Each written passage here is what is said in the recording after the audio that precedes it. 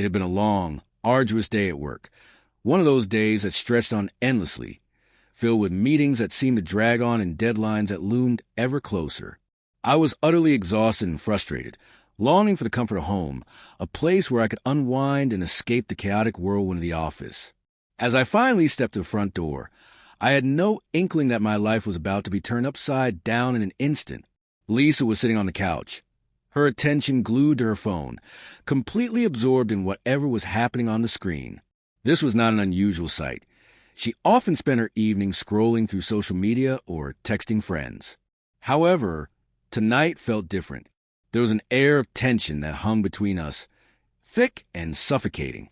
I dismissed my unease, attributing it to my fatigue, convincing myself that perhaps she was simply preoccupied. After shedding my shoes and dropping my work bag on the floor with a weary thud, I tried to engage her, asking casually, "You okay?" I attempted to sound nonchalant, but deep down, I felt a gnawing sensation in my stomach, an unsettling awareness that something was off.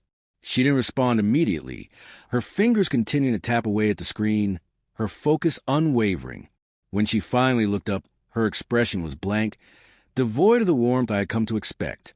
"Yeah, just tired, I guess," she replied with a shrug, but I sensed that her tiredness was a mere facade, an inadequate explanation for the distance that had grown between us.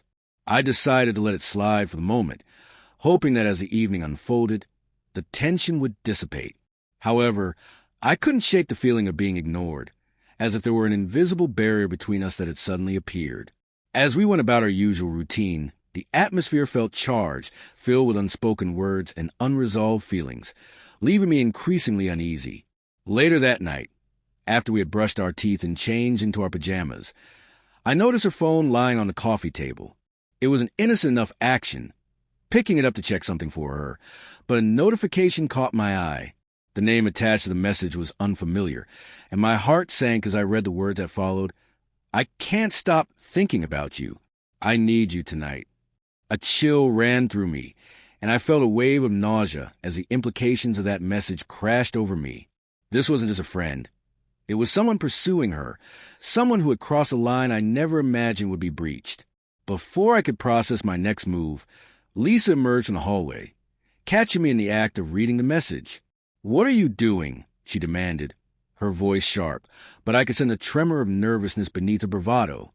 My heart raced, and I looked up, feeling the weight of the moment pressing down on me. "Who's this?" I asked, struggling to keep my voice steady, anger bubbling just beneath the surface. She stepped closer, her eyes widening as she glanced at the screen. For a fleeting moment, I thought I saw guilt flash across her face, but it quickly morphed into a defensive posture. "It's nothing," she insisted hastily, her tone higher than usual. "Just someone from work. It's nothing, okay?" I wasn't convinced. "Lisa, don't lie to me," I said, my voice colder than I intended. "I'm not stupid. What's going on here?" There was a brief silence, her eyes darting away from mine, and then she sighed, as if conceding to a long-held secret. "Fine," she said, her voice quiet yet resolute. "It's not nothing. I've been seeing someone else. I've been cheating on you." Her words struck me like a punch to the gut, leaving me momentarily speechless as I grappled with the weight of her betrayal. Somehow, I managed to maintain my composure, though my heart was racing. "You've been what?" I whispered, needing to hear it again, to make sure I wasn't misunderstanding. "I've been seeing someone else," she repeated, her tone matter-of-fact, as if she were discussing the weather.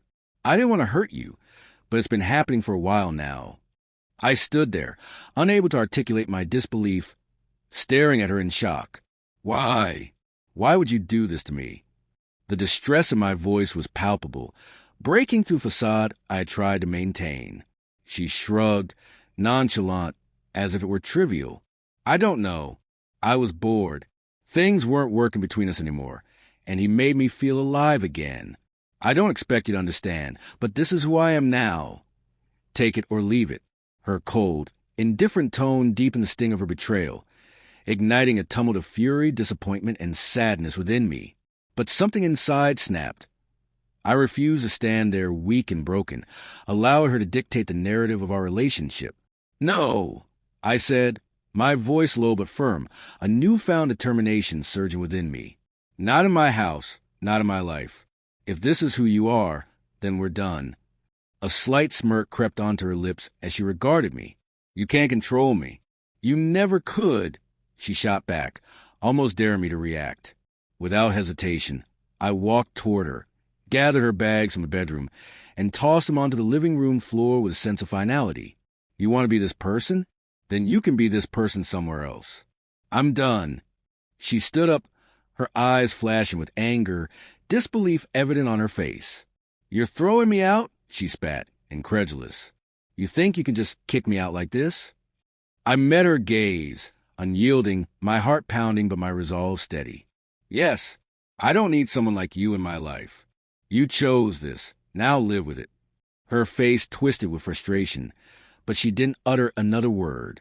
She grabbed her belongings, her movements sharp and angry, and stormed out, slamming the door behind her with force that echoed through the empty house.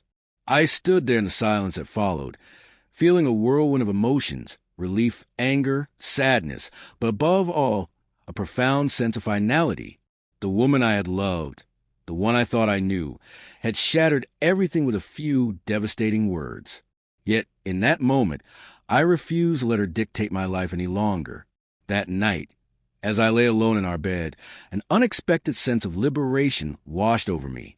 For the first time in months, I felt free from the weight of betrayal, ready to embrace whatever came next.